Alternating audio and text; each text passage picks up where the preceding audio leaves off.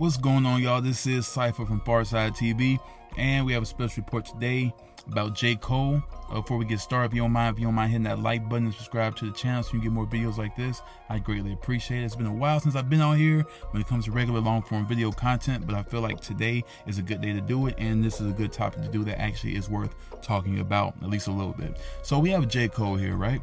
And even though J. Cole has definitely said that this is supposed to be his last album to fall off both discs, he's been getting come at left and right, and we haven't gotten a chance to mourn his leaving of the hip-hop game without people actually trying to drag him down with themselves. You get reports from Lil Yachty, I'm sorry, not Lil Yachty, I got the Lils mixed up, Lil Pump, saying that J. Cole F him for leaving the show early whenever they kept playing Gucci Gang several times. He got beef with J. Cole. And then you got people like Sci-Hi the Prince who have a whole diss song towards J. Cole, which ironically came after J. Cole dropped his quote-unquote final album. So I don't know if the validity of all this is actually accurate, but I just know that it's all happening post J. Cole supposedly leaving the hip-hop game. So if it's gonna happen like it is, sure, but this is not the first time we had rappers say they're gonna quit hip-hop. And as far as Sci-Hi dropping that after J. Cole was supposed to be gone, I feel like it's very odd and very weird that he would wait till then to do it, especially over the dispute, which has been a long-lasting, years-long dispute that J. Cole said that Sci-Hi or implied, according to Sci-Hi, that Kanye was around yes men, and that's why his actions and music have failed. And Sci-Hi is supposed to be one of those yes men. So in all this time, apparently, if he has been dissing J. Cole, it's only come to surface now in the form of a diss song. Now, I don't know if you've heard it. I've heard a piece of it, and I have not finished it. I've tried to listen to it. I've always been a fan of Sci-Hi the Prince's lyrical ability, but when it comes to actual music and content, I've not been a big fan. I haven't really given too much of a chance to him, besides what I did back in the day. When I say back in the day, I mean like 15 plus years ago. I heard of Sci-Hi back in 2010, 2011, and back then I thought he was really good.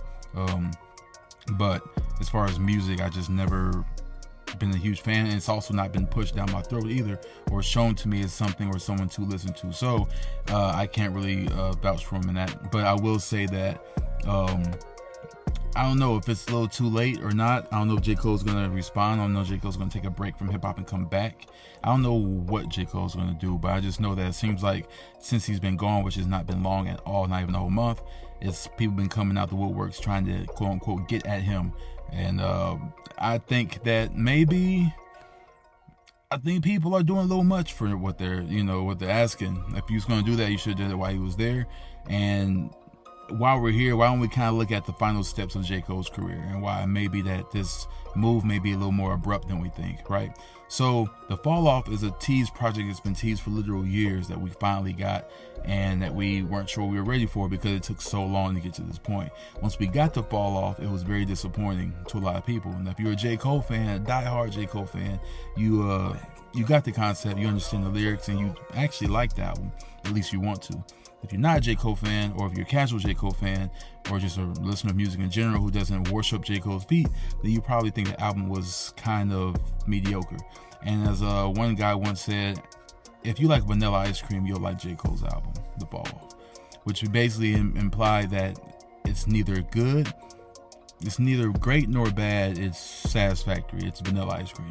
Vanilla doesn't have all the peanut butter cups and all the chocolate swirls and all that, but it also doesn't have stuff that make it nasty. It's still good, sweet vanilla ice cream. So he basically said he played it safe on his album.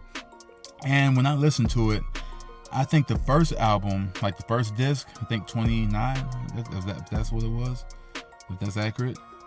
I think the first disc was that. Safe. It was even had a song there called Safe. Yeah, a song there with Future that was really good. I actually thought the first album disc was decent. Songs like 2-6 and the one with Future, Run a Train, those two are two that stood out to me the most. And I think his lyrical prowess is definitely up there high, as always. It's just song wise, I'm not sure about. But I think he also did his thing as well when it comes to that disc.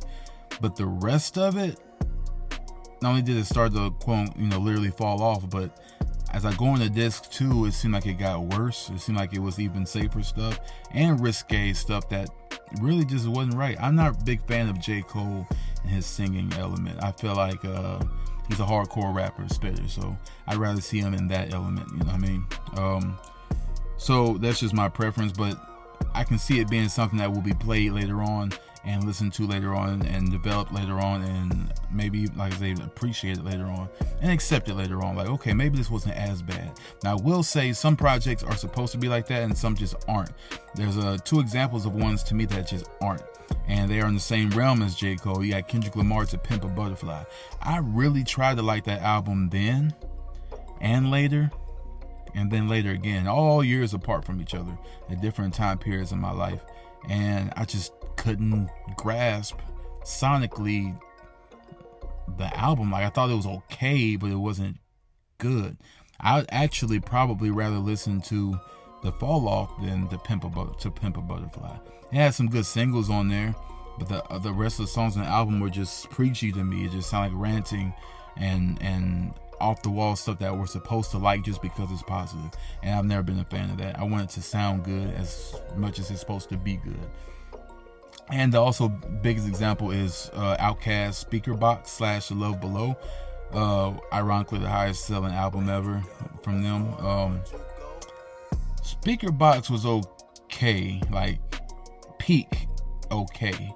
The Love Below I just could not get into no matter what. And now that I'm 31, maybe I can try it one more time just to see if it's a difference. But I've tried it in different parts of my life, again, years apart.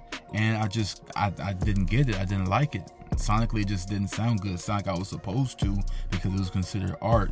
But it just didn't sound like something I would want to listen to. And I took myself out of the hip hop space just in music general with all these projects. Same thing. I just couldn't get into it. So with this Fall Off project from J. Cole, it might be the same situation. I don't know. We gotta give it some time. It's still fresh. So for all those saying J. Cole ain't good, just, you ain't gotta lie to yourself. Not everybody has a great album. Tupac is one of the GOATs. That don't mean everything he dropped was fire. Not every album was fire. Not every song was fire. Tupac is still Tupac, but not everything was gold. You know what I mean?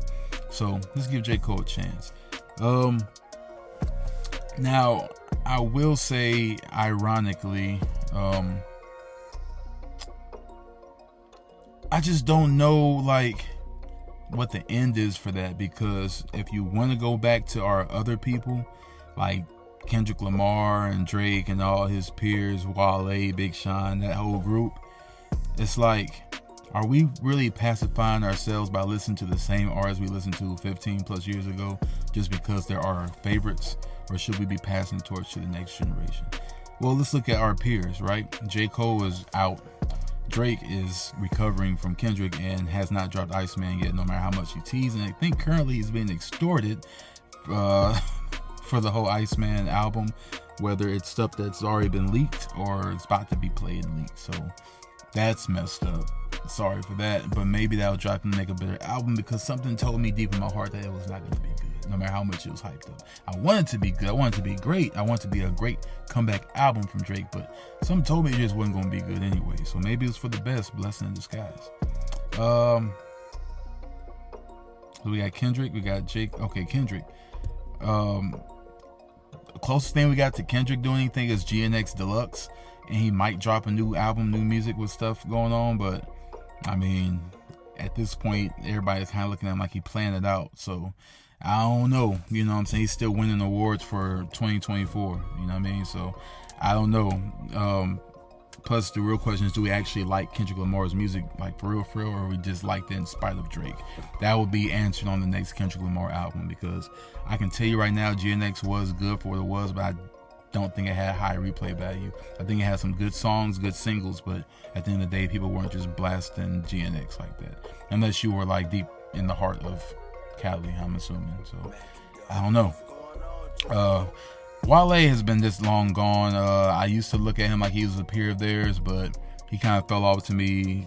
Whatever happened, the weirdness, I don't know.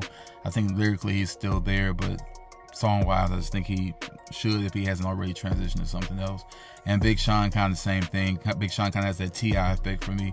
I think Big Sean was great and still a high quality lyricist. Just when it ain't hitting, it ain't hitting no more. And I feel like right now, sonically, Big Sean just ain't hitting. And maybe it's his music choice, beat choice, I don't know, but I ain't feeling it. So I'm just being honest. So right now, our peers aren't looking too good. So we have to look into the future. And the future may be bright or it may be dim. If you want to see what I mean by the future stars leading hip-hop, watch the next video and let me know what you think. Otherwise, on FarsideTV, I'm Cypher from it. And I hope y'all have a great day. Enjoy it and be easy. I'm out.